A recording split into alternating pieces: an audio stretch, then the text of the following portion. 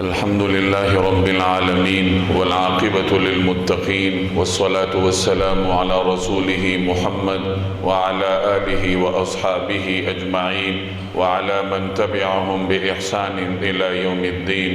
أما بعد فأعوذ بالله من الشيطان الرجيم. بسم الله الرحمن الرحيم. وأما ما ينفع الناس فيمكث في الأرض. وقال رسول الله صلى الله عليه وسلم خیر الناس من ينفع الناس او کما قال علیہ الصلاۃ والسلام. بزرگان محترم اور میرے عزیز دوستوں اور بھائیوں، انسان کو انسان کے ساتھ مختلف ضروریات اس کی وابستہ رہتی ہیں. اللہ تعالیٰ نے انسان کو پیدا ہی اس طرح کیا ہے کہ اس کی کچھ حاجات از خود پوری ہوتی ہیں، کچھ حاجات کے لیے وہ محنت کرتا ہے اور کچھ ضروریات اس کی دوسرے انسانوں کے ذریعے پوری ہوتی ہیں.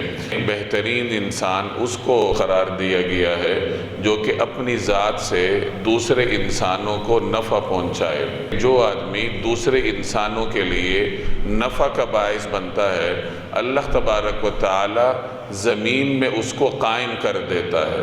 وَأَمَّا مَا يَنْفَعُ النَّاسِ فَيَمْكُثُ فِي الْأَرْضِ، کہ جو آدمی یا جو شخص لوگوں کے لیے فائدہ مند ہوتا ہے، اللہ تعالیٰ اسے زمین میں قرار عطا کرتا ہے. آپ اس کو یوں سمجھ لیجئے کہ اللہ تعالیٰ اس کا نام زندہ کر دیتا ہے.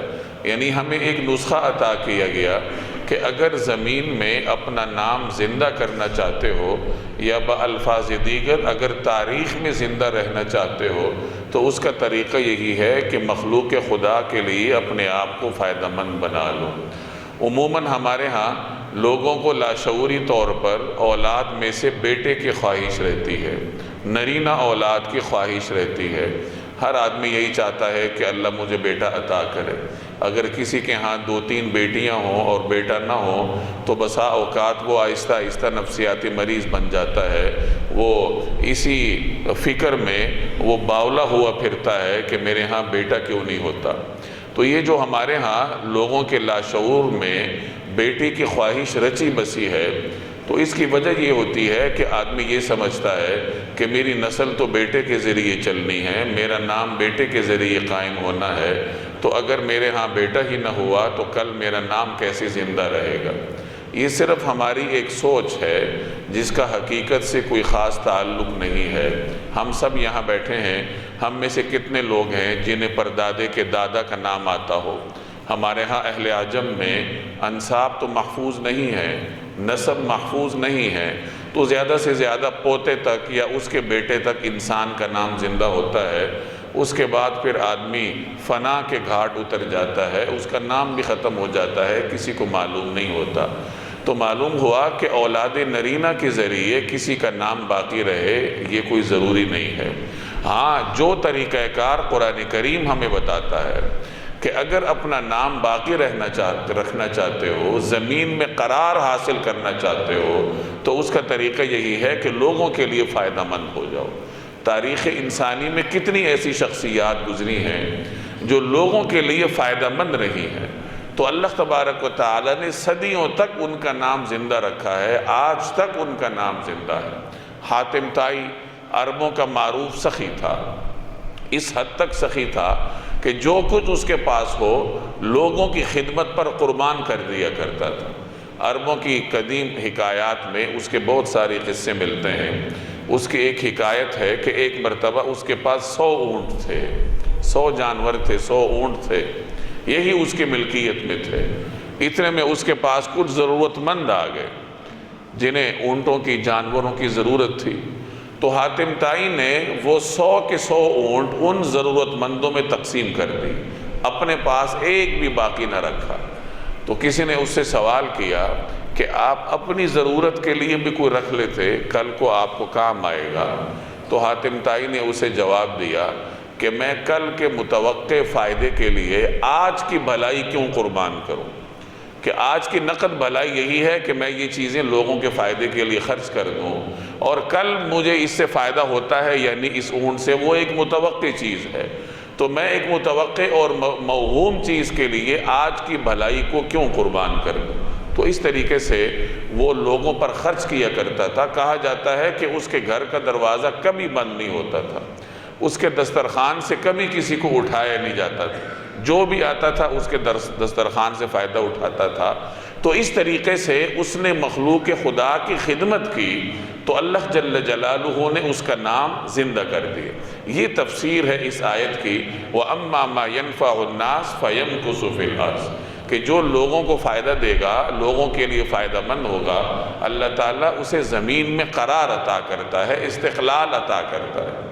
ایک اور معروف سخی ہیں عرب کے، عبداللہ بن جدعان، نبی کریم صلی اللہ علیہ وسلم کی بعثت سے قبل تک یہ زندہ تھے، مکہ مکرمہ میں ہوتے تھے، قریش میں سے تھے۔ یہ بھی بہت سخی تھے۔ کہا جاتا ہے کہ ان کے گھر کے باہر ایک بہت بڑا پیالہ ہوتا تھا جس میں ہر وقت کھانے پینے کی کوئی نہ کوئی چیز ہوا کرتی تھی، اس سے انسان بھی فیض یاب ہوتے تھے، جانور بھی فیض یاب ہوتے تھے۔ نبی کریم صلی اللہ علیہ وسلم کے دادا حضرت عبد المطلب کی سخاوت کے قصے بھی عربوں میں عام ہیں، آج تک وہ عام چلے آ رہے ہیں۔ تو اللہ تبارک و تعالی نے ان حضرات کے نام کو زندہ کر دیا کیونکہ یہ مخلوق خدا کے لیے فائدہ مند تھے۔ اب حاتم طائی، عبداللہ بن جدعان یہ مسلمان نہیں تھے، یہ اسلام نہیں لائے، یہ تو قبل از نبوت نبی کریم صلی اللہ علیہ وسلم کی تشریف آوری سے قبل کی شخصیات ہیں۔ اس سے یہ بھی معلوم ہوا کہ یہ جو ضابطہ ہے کہ لوگوں کے لیے فائدہ مند رہو گے تو نام زندہ رہے گا، اس ضابطے کے لیے عقیدہ شرط نہیں ہے۔ اس کے لیے یہ ضروری نہیں ہے کہ اس آدمی کو مسلمان ہونا چاہیے، اس کا یہ عقیدہ ہونا چاہیے، بلکہ اگر کوئی غیر مسلم ہے، عقیدے میں خرابی ہے، لیکن وہ مخلوق خدا کو فائدہ دیتا ہے تو دنیا میں اللہ تعالیٰ اسے یہ انعام دے دیتا ہے کہ اس کے نام کو پھیلا دیتا ہے، صدیوں تک اس کے نام کو زندہ رکھتا ہے۔ کتنی غیر مسلم شخصیات ہیں جو انسانیت کی خدمت کرتی ہیں تو انسانوں میں ان کی نیک نامی اللہ تبارک و تعالی پھیلا دیتا ہے۔ تو یہ اس آیت کی تفسیر ہے، وَأَمَّا مَا يَنْفَعُ النَّاسَ فَيَمْكُثُ فِي الْأَرْضِ، کہ جو لوگوں کو فائدہ دیتا ہے تو اللہ تبارک و تعالی اسے زمین میں قرار عطا کرتا ہے۔ جناب نبی کریم صلی اللہ علیہ وسلم کا ایک فرمان ہے، خیر الناس من ينفع الناس، کہ لوگوں میں بہترین وہ ہے جو لوگوں کو فائدہ پہنچاتا ہے، اپنی ذات سے فائدہ دیتا ہے، اپنے مال سے فائدہ دیتا ہے، اپنے علم سے فائدہ دیتا ہے، اپنے تجربے سے فائدہ دیتا ہے، اپنی ذات سے کسی بھی قسم کا فائدہ دوسروں کو پہنچانے والا، وہ اس روئے زمین کا سب سے بہترین انسان ہے۔ فائدہ پہنچانے کی بہت ساری صورتیں ہو سکتی ہیں۔ اگر کسی آدمی کو اللہ تعالیٰ نے علم دے رکھا ہے، خواہ وہ کسی قسم کا علم ہے، دینی سمجھا جانے والا علم ہے، دنیاوی سمجھا جانے والا علم ہے، وہ اپنے علم کے ذریعے فائدہ پہنچا سکتا ہے۔ کسی آدمی کو اللہ نے مال عطا کیا ہوا ہے، وہ اپنے مال کے ذریعے فائدہ پہنچا سکتا ہے۔ کسی آدمی کو اللہ نے جسمانی توانائیاں عطا کی ہوئی ہیں، وہ اپنی جسمانی توانائیوں کو بروئے کار لاتے ہوئے دوسروں کو فائدہ پہنچا سکتا ہے۔ تو یہ چھوٹی چھوٹی نیکیاں ہوتی ہیں، چھوٹے چھوٹے کرنے والے کام ہوتے ہیں، جنہیں بسا اوقات ہم سمجھتے ہیں کہ یہ معمولی درجے کے ہیں، حالانکہ یہ معمولی درجے کے نہیں ہوتے۔ انسان کے نامہ اعمال میں مثبت چیزوں کا اضافہ کرتے ہیں، نیکیوں کا اضافہ کرتے ہیں۔ ایک مسلمان کی عیادت کرنا، یہ بھی اس کو فائدہ پہنچاتا ہے۔ مریض جب لاچارگی کی حالت میں ہوتا ہے، بیچارگی کی حالت میں ہوتا ہے، اور کوئی دوسرا آدمی اس کے پاس جاتا ہے، اس کو تسلی دیتا ہے، تو اس کو عیادت کہتے ہیں، اور یہ عیادت مریض کے لیے فائدہ مند ثابت ہوتی ہے۔ نبی کریم صلی اللہ علیہ وسلم نے اس کے بڑے فضائل بیان فرمائے ہیں۔ ایک روایت کا مفہوم ہے کہ جو آدمی کسی بیمار کی بیمار پرسی کے لیے جاتا ہے تو جب تک وہ اس کی بیمار پرسی میں مصروف رہتا ہے تو گویا کہ وہ جنت کے باغات میں ہوتا ہے، یعنی اللہ تبارک و تعالیٰ کے ہاں اس کی یہ قدر و قیمت ہے۔ ایک اور روایت کا مفہوم ہے کہ جو آدمی کسی مریض کی عیادت کے لیے صبح کے وقت جائے تو شام تک 70,000 فرشتے اس کے لیے دعا گو رہتے ہیں، اور اگر کوئی آدمی شام کے وقت جائے کسی مریض کی عیادت کے لیے تو صبح تک 70,000 فرشتے اس کے لیے دعا گو رہتے ہیں۔ اب یہ چھوٹا سا فائدہ ہے آپ کی ذات سے جو کسی مریض کو پہنچتا ہے کہ آپ اپنے اوقات میں سے وقت نکالتے ہیں، اپنے گھر سے نکلتے ہیں اور تھوڑا سا سفر کر کے آپ مریض کے ہاں جاتے ہیں، اس کی عیادت کرتے ہیں۔ اللہ تبارک و تعالیٰ کے ہاں آپ کے اس عمل کی یہ قدر و قیمت ہے۔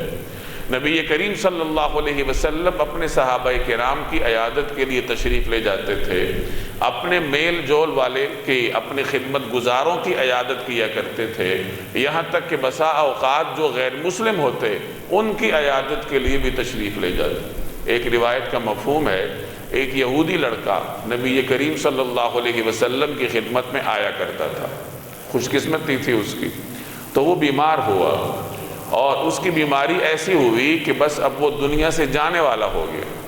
نبی کریم صلی اللہ علیہ وسلم اس کی عیادت کے لیے تشریف لے گئے، اس یہودی لڑکے کی عیادت کے لیے آپ علیہ السلام اس کے گھر تشریف لے گئے اور اس کے سرہانے کھڑے ہو کر آپ علیہ السلام نے اس کی عیادت فرمائی اور اس کو اسلام کی دعوت دی کہ اسلام لے آؤ۔ تو اس لڑکے نے اپنے والد کی طرف دیکھا، اس کے آخری لمحات چل رہے تھے، اس کا والد بھی تھا، تو اس کے والد نے اپنے بیٹے سے کہا کہ ابو القاسم صلی اللہ علیہ وسلم کی بات مان لو۔ نبی کریم علیہ السلام کی کنیت ہے ابو القاسم، تو اس نے یہودی آدمی نے اپنے بیٹے سے کہا کہ ابو القاسم صلی اللہ علیہ وسلم کی بات مان لو، چنانچہ وہ لڑکا ایمان لے آیا۔ تو آپ صلی اللہ علیہ وسلم کی عیادت کا یہ طریقہ کار تھا کہ ایک یہودی لڑکے کی عیادت کے لیے بھی نبی کریم صلی اللہ علیہ وسلم اس کے گھر تشریف لے گئے۔ اب میں اور آپ اپنے طرز عمل کا جائزہ لیں، عیادت کا جو ایک مسنون طریقہ کار ہے وہ ہمارے ہاں سے رخصت ہو چکا ہے۔ بہت کم لوگ ہیں جو مریض کی عیادت کے لیے جاتے ہیں۔ زیادہ سے زیادہ اگر کسی آدمی سے مجھے کوئی مفاد وابستہ ہے، میرے کچھ مفادات اس کے ساتھ وابستہ ہیں، تو میں اس کی عیادت کے لیے چلا جاؤں گا، ورنہ عام طور پر ہمارے ہاں اس طریقہ کار کا خاتمہ ہو چکا ہے۔ تو جیسے میں نے عرض کیا کہ عیادت کرنا ایک ایسا عمل ہے کہ جس سے مریض کو آپ کی ذات سے کچھ فائدہ پہنچ جاتا ہے، وہ نفسیاتی طور پر تھوڑا مضبوط ہو جاتا ہے، بیماری کا مقابلہ کرنے کے قابل ہو جاتا ہے، اور ایک جو لاچارگی اور محرومی کی کیفیت میں ہوتا ہے یا تنہائی کی کیفیت میں ہوتا ہے، آہستہ آہستہ اس سے باہر آ جاتا ہے۔ تو کوشش کرنی چاہیے کہ اگر کوئی بیمار ہے تو اس کی عیادت اللہ کی رضا کے لیے بھی کر لینی چاہیے، چاہے آپ کے اس سے مفادات وابستہ ہوں یا نہ ہوں۔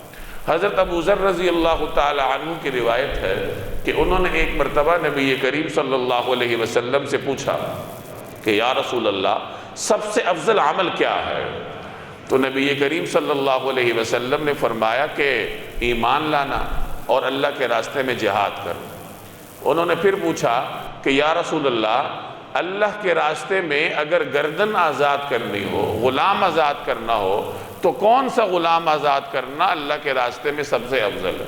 تو نبی کریم صلی اللہ علیہ وسلم نے فرمایا کہ وہ غلام جس کی اپنے مالک کے ہاں قدر و قیمت زیادہ ہو، یعنی جو قیمتی غلام ہے، اپنی ایک قیمت رکھتا ہے، اگر اسے تم خرید کر آزاد کرو گے تو گویا ایک قربانی دو گے، مشقت کرو گے، تو اللہ تبارک و تعالیٰ کے ہاں تمہارا یہ عمل سب سے زیادہ پسندیدہ ہو۔ تو حضرت ابو ذر نے عرض کیا کہ یا رسول اللہ، اگر میں یہ نہ کر سکوں تو پھر کیا کرنا چاہیے؟ تو آپ صلی اللہ علیہ وسلم نے فرمایا کہ کسی کاریگر کی مدد کر دو، یا کوئی ایسا کاریگر جو اپنے فن میں ماہر نہیں ہے اس کی مدد کر دو، یعنی کسی مزدور کے ساتھ تعاون کر لو۔ کوئی آدمی کسی کام میں لگا ہے، وہ اس کام کو جانتا نہیں ہے، پوری طرح مہارت نہیں رکھتا، تم تعاون کر سکتے ہو تو تعاون کر لو۔ یعنی وہی بات جیسے میں نے عرض کیا کہ اپنی ذات سے دوسروں کو فائدہ پہنچاؤ۔ حضرت ابو ذر نے عرض کیا کہ یا رسول اللہ، اگر میں یہ سب نہ کر سکوں، یعنی غلام آزاد نہ کر سکوں، کسی ماہر فن کی مدد نہ کر سکوں، تو پھر کیا کروں؟ تو آپ صلی اللہ علیہ وسلم نے فرمایا کہ پھر اپنی ذات کے شر سے دوسروں کو بچاؤ۔ یہ تمہارا اپنی ذات کے اوپر صدقہ ہے، یعنی اپنے نفس کے شر سے دوسروں کو بچانا، یہ گویا کہ اپنے اوپر آپ کا صدقہ ہے۔ ایک صدقہ وہ ہے جو آپ دوسروں پر کرتے ہیں، اور ایک صدقہ وہ ہے جو آپ اپنے اوپر کرتے ہیں۔ اپنے اوپر آپ کا صدقہ یہی ہے کہ اپنی ذات کے شر سے دوسرے کو بچانا۔ اپنی زبان کے شر سے دوسرے کو بچانا، اپنے جسم کے ایک ایک عمل کے شر سے دوسروں کی حفاظت کرنا، دوسروں کو محفوظ کرنا، یہ اپنی ذات کے اوپر آپ کا صدقہ ہے۔ اور ظاہر ہے کہ اگر ایک لحاظ سے دیکھا جائے تو سب سے افضل صدقہ ہی یہی ہوگا کہ آپ اپنی ذات کے اوپر کریں۔ اگر آپ اپنی زبان سے دوسروں کو تکلیف پہنچاتے ہیں تو کل قیامت کے دن آپ کی زبان اللہ کے عدل، اللہ تبارک و تعالیٰ کی بارگاہ میں پیش ہوگی، اور اپنے جسمانی اعضاء کو اللہ تبارک و تعالیٰ کی بارگاہ میں پیش کرنا پڑے گا، سزا بھگتنی پڑے گی۔ تو اپنے اوپر صدقہ کرنے کا مطلب یہی ہے کہ اپنے جسم پر رحم کرو، اپنے آپ پر رحم کرو، اپنی ذات سے دوسروں کو تکلیف نہ پہنچاؤ، ورنہ کل سزا بھگتنی پڑے گی۔ جناب رسول اللہ صلی اللہ علیہ وسلم نے ایک مرتبہ صحابہ کرام سے پوچھا کہ بتاؤ مفلس کون ہے؟ مفلس اردو میں بھی ہم استعمال کرتے ہیں، غریب آدمی کو کہتے ہیں۔ تو صحابہ کرام نے اپنے اس کے طریقہ کار کے مطابق، اپنے فہم کے مطابق عرض کیا کہ یا رسول اللہ، مفلس تو وہ ہے جس کے پاس کوئی دینار نہیں ہے، کوئی درہم نہیں ہے، جس کے پاس کوئی روپیہ پیسہ نہیں ہے تو وہ مفلس ہے۔ تو آپ صلی اللہ علیہ وسلم نے اس کا پھر جواب ارشاد فرمایا کہ اصل مفلس کون ہے، اور جواب میں آپ نے ایک منظرنامہ بیان فرمایا، قیامت کا منظرنامہ، کہ قیامت کا دن ہوگا، ایک آدمی اللہ کی بارگاہ میں پیش ہوگا، اور اس طریقے سے پیش ہوگا کہ وہ نیکیوں کا پہاڑ لے کر آئے گا، یعنی مختلف نیکیاں اس نے کی ہوں گی، نمازیں پڑھی ہوں گی، روزے رکھے ہوں گے، نیکیوں کا ایک انبار اللہ کی بارگاہ میں لے کر آئے گا۔ لیکن دوسری طرف یہ ہوگا کہ اس نے لوگوں کی حق تلفیاں کی ہوں گی، اپنی ذات کے شر سے دوسروں کی حفاظت نہیں کی ہوگی، کسی کو گالی دی ہوگی، کسی کو تھپڑ مارا ہوگا، کسی کو تکلیف دی ہوگی، لوگوں کو اس کے اوپر حقوق ہوں گے، کسی کا حق مارا ہے، کسی کے پیسے کھائے ہیں۔ اب کیا ہوگا؟ ایک ایک صاحب حق آئے گا، اللہ کی بارگاہ میں درخواست کرے گا کہ یا اللہ میرا اس کے اوپر یہ حق ہے، تو اللہ تعالیٰ اس کے نیکیوں میں سے اس کو حصہ عطا کریں گے۔ ایک ایک صاحب حق آئے گا، اپنے حق کا دعویٰ کرے گا، اور اللہ اس آدمی کے نیکیوں کے پہاڑ میں سے اسے نیکیاں عطا کرتے جائیں گے، تو اس کے نیکیاں تقسیم ہونی شروع ہو جائیں گی، یہاں تک کہ وہ نیکیوں کا پہاڑ ختم ہو جائے گا، نیکیاں ختم ہو جائیں گی، اور ابھی صاحب حق باقی ہوں گے۔ اب جو اس کے بعد لوگ آئیں گے اپنا حق مانگنے کے لیے، تو اللہ کی بارگاہ میں دعویٰ کریں گے کہ ہمارا اس کے اوپر حق ہے۔ اب اس کے پاس حق چکانے کے لیے کوئی نیکی تو ہے نہیں، نیکیاں تو ختم ہو گئیں، تو اللہ تعالیٰ اس آدمی سے فرمائیں گے کہ اپنے گناہ اس پہ ڈال دو، یعنی اپنا حق وصول کرنے کا یہ طریقہ اختیار کر لو کہ اپنے گناہ اس کے سر ڈال دو۔ چنانچہ اس آدمی کا نامہ اعمال مائنس میں چلنا شروع ہو جائے گا، اور پھر ایک وقت آئے گا کہ اللہ فرشتوں سے فرمائے گا اسے لے جاؤ اور جہنم میں ڈال دو۔ یہ منظر بیان فرمانے کے بعد آپ علیہ السلام نے فرمایا کہ یہ حقیقی مفلس ہے، یعنی یہ حقیقی لاچار ہے جو اتنا بڑا نیکیوں کا پہاڑ لانے کے باوجود جہنم کی آگ کی نظر ہوگی۔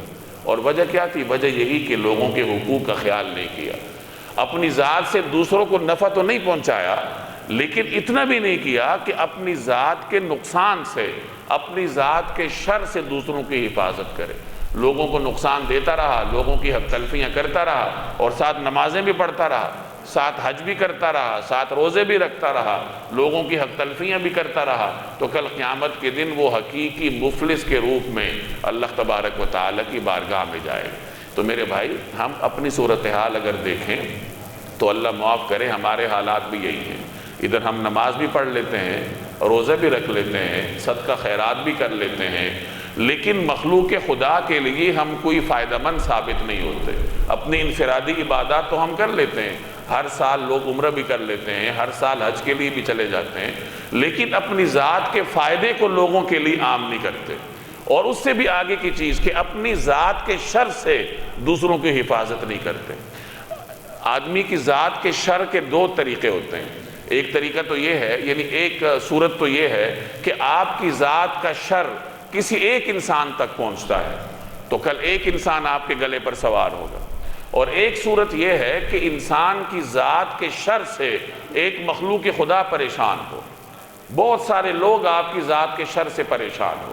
جیسے آج کل ہمارے ہاں ماحولیاتی آلودگی ہے، یہ کتنی ساری فیکٹریاں ہیں جن کی چمنیوں سے دھوئیں کے مرغولے اٹھتے ہیں، اور وہ مرغولے پورے ماحول کو آلودہ کرتے ہیں، پورے کا پورا محلہ پریشان ہوتا ہے، لوگ رات کو سو نہیں سکتے، اپنے صحن میں بیٹھ کر کھانا نہیں کھا سکتے، اپنے صحن میں کپڑے نہیں لٹکا سکتے فیکٹریوں کی آلودگی کی وجہ سے۔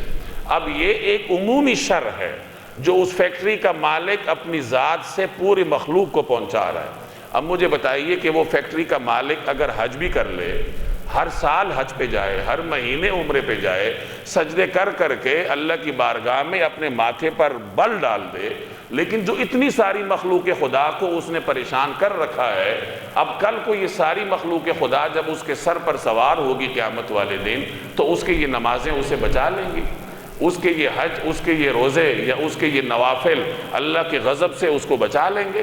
جیسے میں نے آپ کو روایت سنائی کہ وہ آدمی اللہ کی بارگاہ میں نیکیوں کا انبار لے کے آیا تھا، لیکن لوگوں کے حقوق اس نے غصب کیے تھے، تو ایک ایک صاحب حق آتا رہا، اس کے نیکیاں لے جاتا رہا، پھر بالآخر اسے جہنم جانا پڑا، اور نبی کریم صلی اللہ علیہ وسلم نے اس کو حقیقی مفلس قرار دیا۔